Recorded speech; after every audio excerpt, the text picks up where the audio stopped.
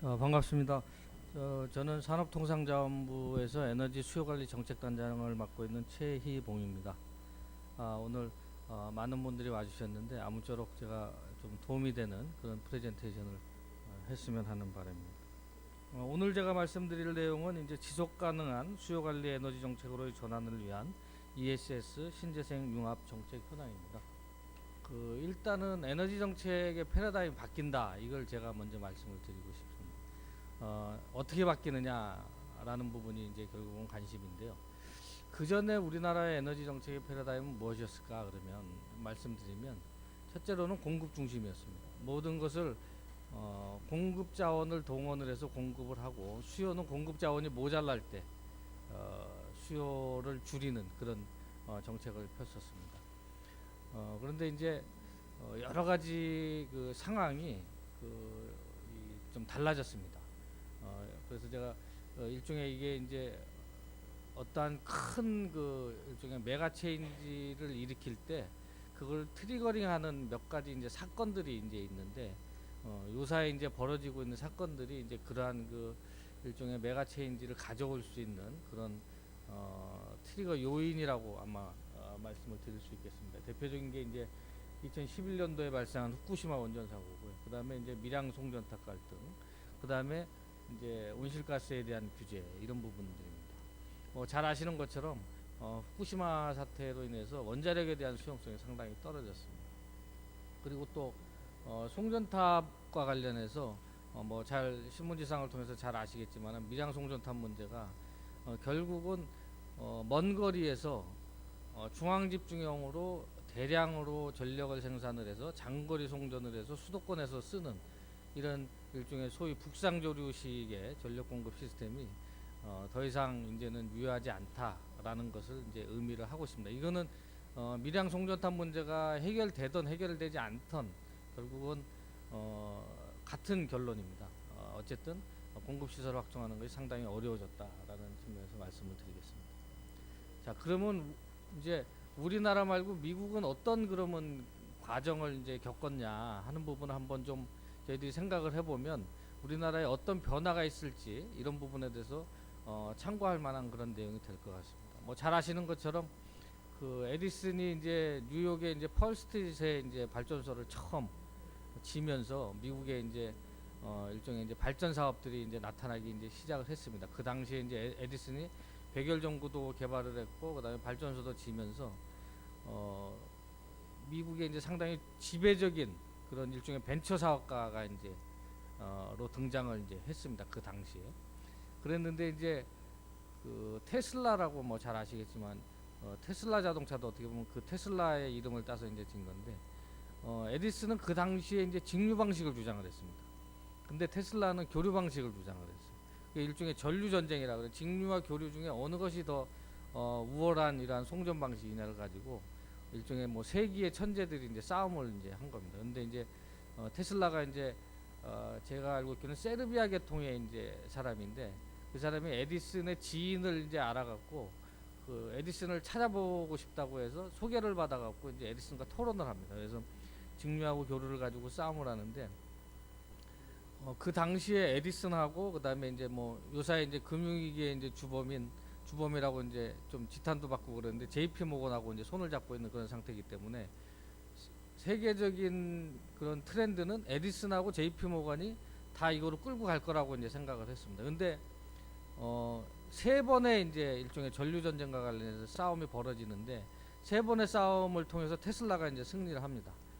첫 번째로는 이제 에디슨이 일종의 살인 집행을 할 때 이 교류로 하는 경우에 있어서의 문제점을 이제 지적을 하면서 상당히 이제 싸움을 한번 이제 붙고요. 그 다음에 두 번째로는 시카고 박람회의 조명을 누가 공급할 것이냐, 그걸 가지고 또 싸움이 붙고, 세 번째로는 나이아가라 폭포에서 수력으로 발전하는 전기를 뉴욕의 이제 업스테이트에 이제 공급을 하는 과정에서 이거를 누가 할 것이냐 가지고 이제 싸움을 하는데, 결국은 세 번의 전쟁에서 테슬라가 이제 이깁니다.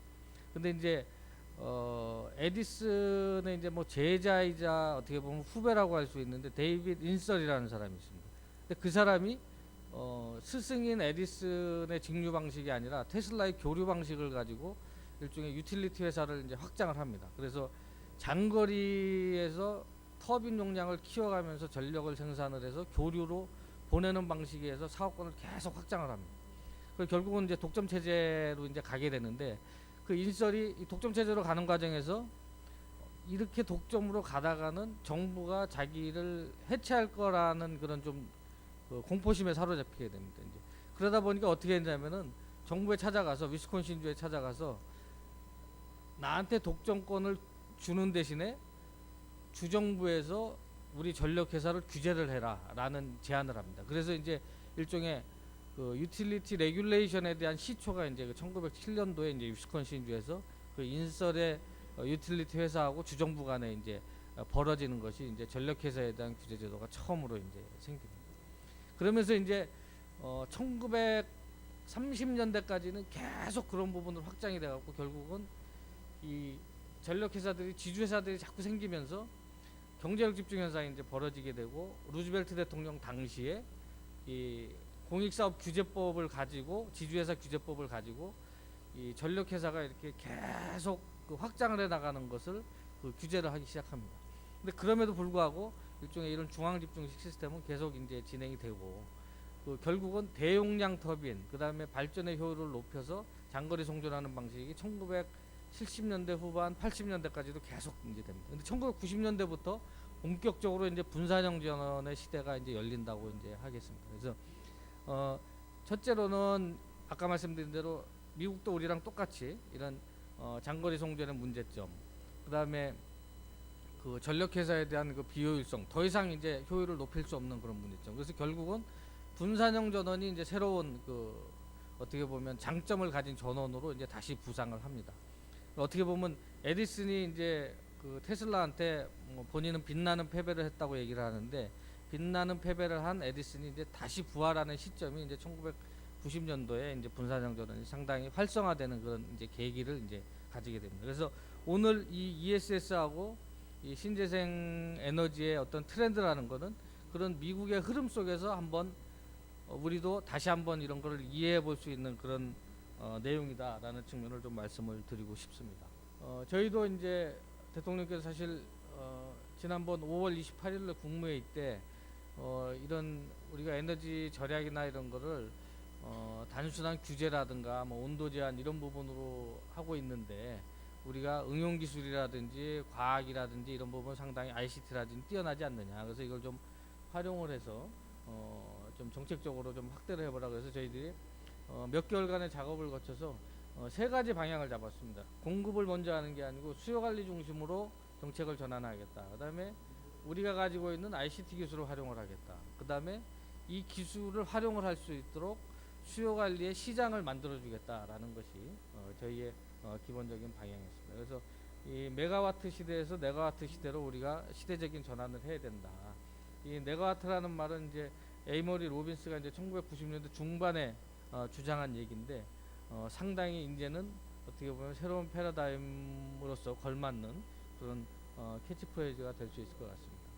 근데 이제 우리가 그동안에 수요 관리 정책을 했는데 왜 안 됐느냐?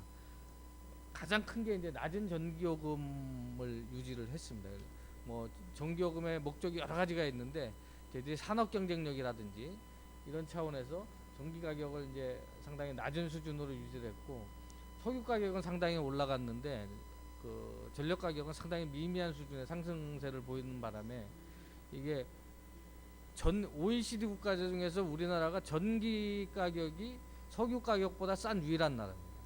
전기는 원래 석탄 이런 걸 통해서 2차로 전환을 해서 이제 만드는 거기 때문에 일종의 2차 에너지가 1차 에너지보다 쌀 수가 없는데, 우리나라는 이게 가격 규제를 하면서 더 싼 이런 나라가 됐습니다. 그래서 그런 측면에서 이런 그 가격이 워낙 낮은 수준이다 보니까 그 가격 메커니즘에도 작동을 안 했다.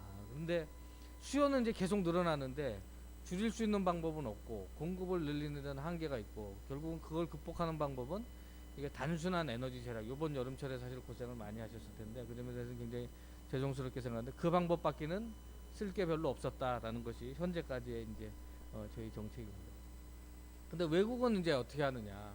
외국은 이제 저희 나라보다는 아까 말씀드린 이런 분산형 전원 수요 관리 측면에서 상당히 앞선 나라들입니다. 미국 같은 경우는 캘리포니아주 같은 경우는 에너지 공급사의 에너지 절약 의무도 있고, 또 잘 아시는 것처럼 유럽 국가들은 신재생 보급을 상당히 활발하게 이제 하고 있습니다. 일본도 이 가이젠 정신이 있기 때문에 뭘 개선해 나가면서 수요를 줄이는 이런 문화도 상당히 이제 활성화되고 있습니다. 그리고 이제 수요 관리 전문 기업들이 이제 출연을 이제 합니다. 혹시 이제 이런 데 관심이 있으실 분들이 있는데, 프랑스 같은 경우는 이제 슈나이더 일렉트릭이 일종의 프랑스의 토탈사와 마찬가지로 정부가 주도해서 원래 만들었던 굵직한 그 에너지 기업의 하나입니다. 석유 부분은 토탈, 전기는 슈나이더 일렉트릭, 이렇게 이제 중점적으로 육성을 했고요. 미국의 에너녹이라는 회사가 이제 세계적으로 한 5개 국가에 다국적 기업으로 이제 활동을 하고 있습니다. 제가 얼마 전에 이 에너녹 사장인 데이빗 브루스터라는 사람을 제가 만났는데, 한국에 진출을 할 계획을 지금 가지고 있습니다, 이 사람이. 그러면서 한국의 이런 정책 방향에 대해서 상당히 좀 관심을 갖고 있고, 자기네들도 시장 기회가 열린다고 본다라는 것이 데이빗 브루스터 사장의 이제 얘기였습니다. 그다음에 이제 특히 미국 중에서도 캘리포니아가 이제 상당히 잘하는 그 주인데요. 여기 보시면 아시겠지만은 미국의 이제 연간 그 1인당 전기 사용량이 지금 한 14,000km 정도 가까이 됩니다. 근데 캘리포니아주는 그 반 정도 됩니다.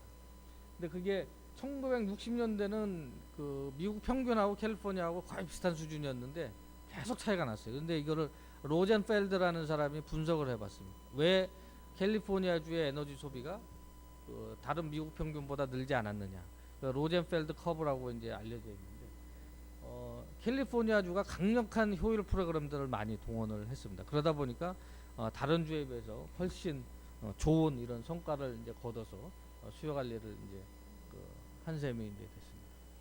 그리고 캘리포니아주가 에너지 효율 향상 의무화 제도도 도입을 했습니다. 이건 에너지 공급사가 우리나라는 한전이나 발전자 회사들이 수요 관리를 하는 회사가 아니고 공급만 하는 회사인데, 미국 같은 경우는 공급사들이 그 수요 관리도 같이 해야 됩니다. 그래서 일단 기준 수요가 있으면 그 기준 수요의 일정 부분을 줄이도록 그 규제 당국이 이거를 규제를 하고요.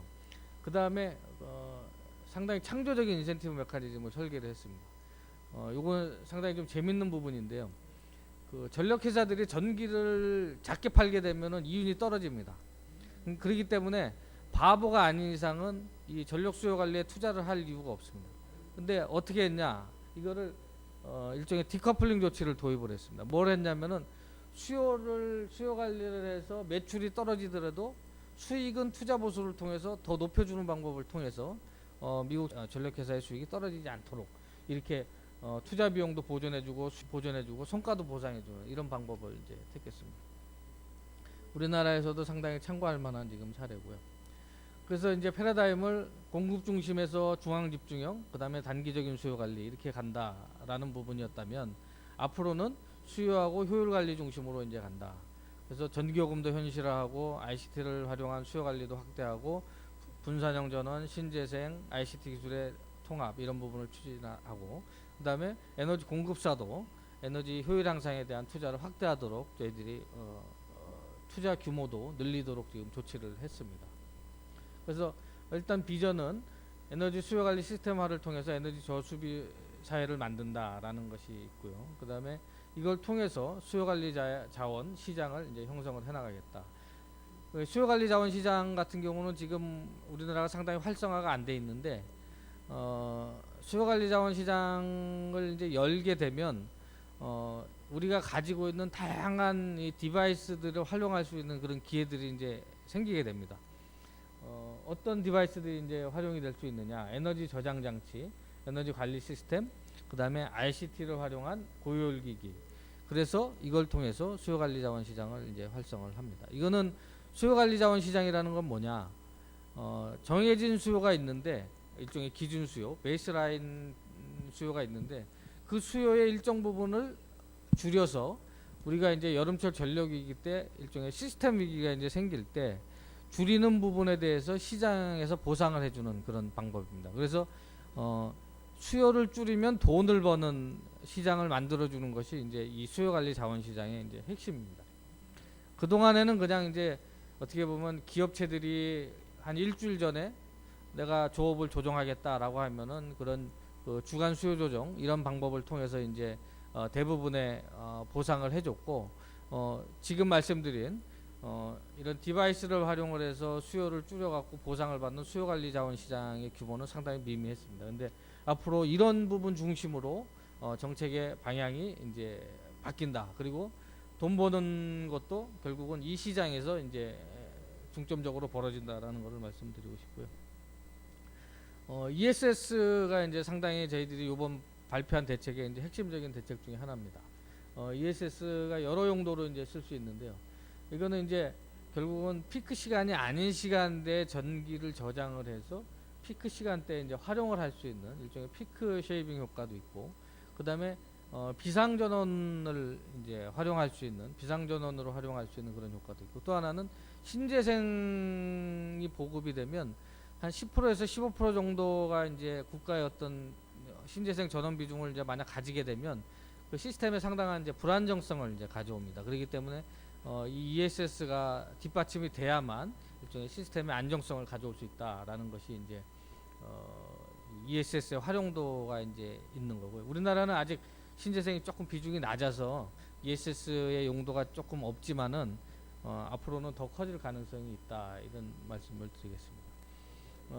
그리고 이제 ESS 같은 경우 지금 석탄화력이 가동이 되고 있는데, 석탄화력의 경우에는 이 주파수를 맞추기 위해서 한 95% 정도의 출력으로 간발 운전을 합니다. 근데 ESS가 있으면 fully 가동을 할 수 있는 이런 장점이 있기 때문에 주파수 추정용으로 ESS를 도입하는 것이 상당히 의미가 있습니다.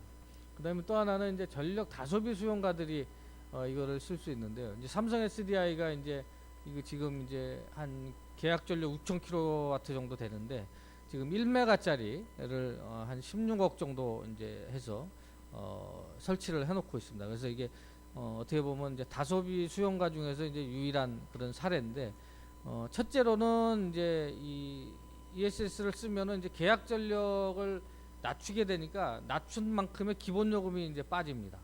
거기서 이제 세이브가 되고, 그 다음에 또 비피크 시간대에 이제 이거를 저장을 했다가 피크 시간대 쓰니까 이제 전기요금을 절감하는 그런 이제 효과가 있습니다. 그래서 저희들이 요거는 전력을 많이 쓰는 30만 킬로와트 이상의 전력 사용자가 지금 한 30개 정도 됩니다. 뭐 현대제철, 삼성전자, 뭐 여러 가지 이제 회사들이 있는데, 그 회사들이 ESS를 설치를 할 수 있도록 저희들이 지금 권고를 하는 이런 가이드라인을 제시하는 작업을 하고 있고요.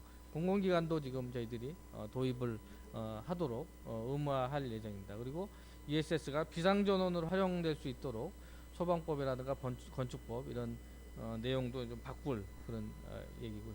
그 다음에 이제 가장 중요한 건 현대 지금 대수용가가 ESS를 활용을 하는 데 있어서는 아직은 경제성이 없습니다. 왜냐하면 투자를 16억을 하는데 10년 동안 해서 한 뭐 12, 3억 정도 세이브 되는 그런 상태고, 이 수명도 한 10년 정도 되기 때문에 경제성이 없다. 그러면 결국은 경제성을 맞추는 방법은 저희들이 전기요금을 현실화하는 과정에서 일종의 그 전기요금 체계를 이제 바꾸는 작업을 저희들이 지금 준비 중에 있습니다. 예를 들면 계절별 시간대별 요금제도라든가, 그다음에 이제 CPP라 그래갖고 이제 수용가들이 선택을 해서 내가 비피크 시간대에 조금 많이 쓰게 되고 피크 시간대 조금 줄이면 그거를 싸게 이렇게 전기요금 전체를 이제 줄일 수 있는 그런 요금 제도를 이제 선택을 할 수 있는 그런 폭을 저희들이 확대를 해나갈 예정입니다. 이걸 통해서 결국은 ESS가 현재는 경제성이 조금 떨어지지만 이걸 경제성을 맞추겠다라는 계획을 이제 가지고 있고요. 그다음에 아까 말씀드린 대로 이제 지금은 이 한전이라든가 전력거래소가 이제 나눠서 하고 있는데, 이거를 저희들이 이제 신뢰성 DR, 경제성 DR, 에너지 이피셔시 세 가지 시장으로 기본적으로 재편을 하려고 합니다. 신뢰성 DR이라는 거는 이제 아까 말씀드린 대로 전체적으로 여름철 예를 들면 피크 때 이만한 공급 능력을 가지고 있는데 수요가 그걸 넘었을 때 시스템에 위기가 생길 때 그 부분을 줄이는 그런 일종의 수요 반응 시장을 이제 열어서 그걸 낮추는 사람들한테 이제 돈을 줌으로써 이제 시장을 열어주는 게 하나 있고요. 또 하나는 평상시 수요 자원하고 공급 자원이 이제 경쟁을 합니다. 수요를 낮추는 사람은 나는 얼마에 낮추겠다. 그 다음에 예를 들면 화력 발전소를 가지고 돌리는 사람은 난 얼마에 생산을 하겠다. 그래서 공급으로 맞추는 것보다 수요로 맞추는 게 훨씬 더 경제성이 있다 그러면 수요 자원을 우리가 채택하는 일종의 경제성 DR이 하나 있고, 또 하나는 이제 에너지 이피션시는 뭐냐면 일종의 경제 금융 용어로 얘기하면 포워드 마켓입니다. 한 3년 정도 미리 시간을 두고 투자를 해서 피크 시간대 얼마를 줄인다라고 하면은 그거에 대해서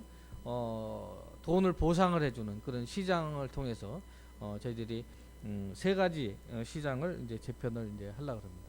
그다음에 이제 ESS하고 신재생이 융합되는 부분도 상당히 이제 시너지 효과가 이제 계속 커질 거라고 이제 생각이 듭니다. 아까 말씀드린 대로 한 10 내지 15% 정도 되면 ESS가 필수적이다라는 부분이고, 또 용도별로도 이렇게 신재생 에너지의 용량별, 용도별 이런 다양한 그 ESS의 형태가 있다라는 측면을 말씀을 드리겠습니다.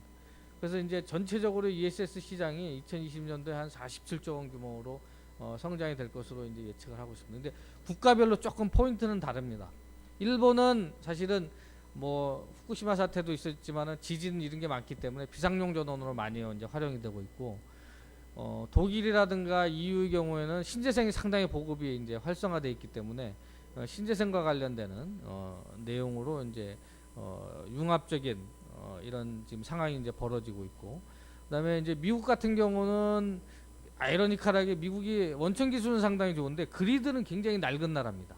그렇기 때문에 예를 들면 뭐 스톰 샌디 이런 게 왔을 때 그 미국의 이제 망이 이제 상당히 그 취약해 갖고 그 정전 사태가 이제 아주 광역으로 벌어지는 그런 문제가 생기기 때문에 미국이 지금 ESS를 통해서 이러한 시스템의 일종의 리질런스 복원력을 좀 높이는 이런 쪽으로 지금 활용을 하려고 하는 계획을 이제 가지고 있습니다. 그래서 지금 독일하고 프랑스 같은 경우는 지금 구체적인 프로젝트도 신재생하고 ESS를 융합하는 프로젝트도 이제 하고 있고요. 그다음에 하와이도 이제 벌어지고 있고, 그다음에 캘리포니아의 경우도 ESS 설치 의무 법안을 이제 제정을 해서 이거를 단계적으로 확대를 이제 RPS랑 연계해서 이제 확대를 합니다. 그래서 제가 미국의 케이스를 조금 설명을 드리면, 아까 제가 이제 패러다임이 바뀐다 그랬는데 이게 이제 어떻게 보면 여러 가지 이제 다양한 새로운 사업계들이 이제 나오는 겁니다. 신재생도 나오고, 그 다음에 ESS도 나오고, 그 다음에 자가발전도 나오고, 여러 가지 형태의 그동안의 중앙집중형 공급 시스템으로 그 시스템화에서는 별로 비중이 크지 않았던 일종의 분산형 전원이 새로운 그 중앙집중형 전원 시스템의 그 비중을 이제 줄여가면서 이제 올라오는 그런 양상이 이제 벌어지게 되고, 그게 이제 어느 쪽이 이제 사실 더 우세할 건가라는 부분은 조금 더 이제 지나면 시장에서 이제 판가름이 날 이제 가능성이 이제 크다. 근데 이제 다 지금 이제 현재 부상하고 있는 분산형 전원, 아까 말씀드린 자가발전, ESS, 신재생 다 포함해서 이런 것들이 지금 이제 나오는 이유는 아까 말씀드린 대로 중앙집중형 시스템의 한계, 그 다음에 밀양송전택과 같이 이런 인프라를 구축하는 데 있어서 한계, 이런 부분들 때문에 결국은 이제 나온다. 또 이제 하나가 이제 집단 에너지, 물론 이제 자가발전의 이제 한 형태이기도 하지만 집단 에너지 같은 경우도 이제 부상을 이제 하게 될 그런 지금 상황이라고 이제 볼 수 있겠습니다. 그래서 지금 저희들이 ESS 같은 경우는 실증 단계에 있는데 제주, 대구, 조천변전소 이런 데서 이제 실증을 하고 있고요. 그다음에 도서 지역에서도 신재생 에너지 융복합 사업을 통해서 신재생 에너지하고 이걸 묶어서 이렇게 지원하는 그런 사업들을 저희들이 추진을 이제 하고 있습니다. 그다음에 이제 저희들이 요번 8월 19일날 대책의 중요한 내용 중에 하나가 RPS랑 연계를 해서 신재생 발전 사업자한테 ESS 설치를 유도를 하는 겁니다. 그래서 요거는 결국은 가중치를 피크 시간대 좀 많이 둬서 풍력 같은 경우는 가급적이면 ESS가 있으면 이 기여도를 조금 그 피크 시간대 풍력 발전을 통해서 개통에다 넣는 기여도를 좀 높임으로써 이거를 활용을 할 그런 지금 계획을 가지고 있습니다. 물론 뭐 이거에 대해서 약간의 뭐 비판론도 있습니다. 첫째로는 신재생도 제대로 안 되고 있는데 이걸 같이 붙이면 조금 비효율적인 거 아니냐. 근데 아까 말씀드린 대로 시장이 지금은 이제 얼리 스테이지에 있기 때문에 어느 쪽으로 이걸 변할지는 모른다. 근데 이제 전체적인 패러다임 변하는 과정에서 어떤 부분으로 갈지는 다시 한번 이제 조금 두고 봐야 되는 그런 상황입니다. 그래서 이제 저희들이 비전을 조금 말씀드리면 그동안에는 사실은 거의 에너지 정책에 있어서 중점을 두지 않았는데 고효율기기, 신재생 에너지, 그 다음에 분산정전원, 그 다음에 에너지 관리 시스템, ESS 이런 부분들을 다 이제 그 에너지 시스템에 있어서 중추적인 역할을 하는 쪽으로 저희들이 방향을 바꿔 나간다. 그 다음에 스마트 그리드도 그러한 측면에서 조금 다시 일종의 좀 탄력을 주는 방향으로 이제 하고 있습니다. 스마트 그리드 같은 경우는 사실은 지난 정부에서 상당히 강력하게 추진을 했는데 잘 안 됐습니다. 잘 안 된 거는 여러 가지 이유가 있는데 제가 보기엔 가장 큰 이유는 이 스마트 그리드 정책을 너무 그 판매 경쟁을 허용하는 쪽에 초점을 맞춰서 이 논의가 되다 보니까 결국은 이게 뭐 민영화냐 아니냐 또는 뭐 한전의 현재 지금 일종의 뭐 독점 시스템에 있어서 뭔가 이거를 흔드는 거 아니냐 이런 논란이 이제 커지다 보니까 정작 아까 말씀드린 이 ESS라든가 EMS라든가 이런 거를 활용하는 쪽의 논의는 별로 제대로 안 됐다. 그래서 사실은 요번에는 직접적인 스마트 그리드에 대한 논의보다는 이런 ESS, 신재생, 그 다음에 에너지 관리 시스템, EMS 이런 거를 활성화를 먼저 하고 시장을 열어주면서 그 시장이 열어진 상태에서 뭔가 조금 탄력적으로 운영을 하자. 그래서 이 뭐 한전의 독점 체제를 허무냐 안 허무냐 이런 식의 논의보다는 지금 말씀드린 논의를 먼저 함으로써 또는 시장을 열어줌으로써 보다 실질적인 진전을 시키는 것이 좋겠다라는 것이 제 생각입니다. 그래서 결국 여기서 어떤 시장이 나오느냐 하면은 간단하게 말씀드리면 3조 5천억 원의 시장과 15,000개 이상의 일자리가 창출된다라는 것이 저희가 이제 8월 19일 날 발표한 대책의 큰 효과라고 이제 할 수 있겠습니다. 그래서 결국은 제가 여기 보여드리는 한 장의 페이지로 이제 아마 여기서 이제 새로운 사업을 하시는 분들도 나오시고 또 새로운 사업 기회를 한번 보시려고 하시는 분들도 계실 테고 이제 앞으로 미래 비즈니스도 여기서 이제 나온다. 오늘 어떻게 보면 이 미래 비즈니스 포럼의 상당히 중요한 부분이라고 할 수 있겠는데 저희들이 이러한 그 에너지 수요 관리 자원 시장을 열므로써 새로운 산업도 창출하고 일자리도 만들고 새로운 벤처 비즈니스도 좀 들어올 수 있게 하고 수출 산업도 하고 제가 이제 말씀드린 대로 이제 저희들이 그때 보고서에 이제 쓴 것처럼 한국판 에너녹 또는 한국판 시나이더 일렉트릭을 만들겠다라는 그 얘기를 이제 그 보고서에 썼습니다. 그래서 사실은 저희들이 그때 쓸 때만 해도 이건 뭐 될까 하는 나름대로의 좀 의구심은 사실 있었어요. 근데 저희가 나름대로 좀 확신을 가진 거는 지난번에 이제 그 데이빗 브루스터 사장이 이제 와서 설명을 하는데 자기가 이 벤처 비즈니스를 처음에 에너녹이라는 회사를 만들어서 수요 관리하는 회사를 만들었을 때 상당히 처음에는 투자를 끌어들이는데 어려웠었다 그러더라고요. 왜 그랬냐 그랬더니 수요를 줄여서 돈을 버는 부분에 대해서 벤처 캐피탈리스트들이 잘 이해를 못 하더래요. 그래서 자기가 이렇게 해서 돈을 번다라는 거를 가지고 설득을 해서 조그만 규모로 벤처 캐피탈의 자금을 받아 지금 시작을 했는데 지금 5개국의 일종의 다국적 기업으로 세계적으로 이제 강력한 그런 지금 수요 관리 기업으로 발돋움을 했다. 그리고 한국에서 이런 그 방향을 가지고 있는 것에 대해서 그 양반이 아주 재밌는데 자기가 프레젠테이션을 하면서 한글로 창조경제라는 말을 어디서 써왔더라고요. 우리나라에서 이제 창조경제라는 것이 이제 화두가 되니까 이 창조경제 컨셉이 자기가 봤을 때는 이런 거다. 이 에너지 수요 관리가 필요한데 이거를 한국이 가지고 있는 ICT 기술과 과학 기술을 통해서 이거를 구현을 하면서 시장도 만들고 일자리도 창출하고 이거를 해외로 나갈 수 있는 그런 부분에 대해서 이제 하겠다. 그러면서 이제 한국이 일종의 입법을 언제까지 이제 마치는지에 대해서 상당히 관심을 가지고 있다고. 그래서 지금 이 데이빗 브루스터 사장 같은 경우는 일단 올해까지 시장 조사하고 이런 제반 작업을 마무리를 해서 내년도부터는 본격적으로 한국의 회사도 설립을 하고 파트너도 좀 찾아보고 싶다라는 것이 그 사장의 이제 얘기였습니다. 그래서 지금 이 정책과 관련해서 일단 우리나라하고 그다음에 외국의 반응은 현재까지는 조금 긍정적이다라는 측면이 좀 있다고 말씀을 드리고 싶고요. 이제 다만 이제 저희들 ESS는 한번 그 수요 조사를 한번 해봤습니다. 수요 조사를 해봤는데 아까 말씀드린 대로 요금 체계라든지 이런 부분과 관련해서 아직은 조금 더 개선할 측면이 있다. 그래서 다소비 수용가들이 그런 측면에서 정부가 조금 확실성을 좀 보여주는 것이 좋겠다라는 의견이 있었고요. 그 다음에 이제 신재생과 관련해서는 저희들이 지금 2차 국기보험 계획이 이제 진행 중이고 일단 민간 워킹 그룹의 초안이 이제 발표가 됐는데 저희들이 조금 뭐 기간은 연장되었지만 1차 국기보험 계획의 목표인 11% 이 부분에 대해서는 일단 유지를 하는 것으로 저희들이 했습니다. 그래서 일단 신재생에 대한 정책 기조도 기본적으로 갖고 간다라는 측면에서 아까 말씀드린 신재생, ESS, 그 다음에 분산형전원 이런 것들이 새로운 우리 전력 정책 또는 에너지 정책의 트렌드다. 제가 이렇게 말씀을 드리고 싶고 앞으로 이런 부분에 착안을 하셔서 사업계를 한번 보시면 상당히 좋은 사업계가 있을 거라고 생각이 듭니다.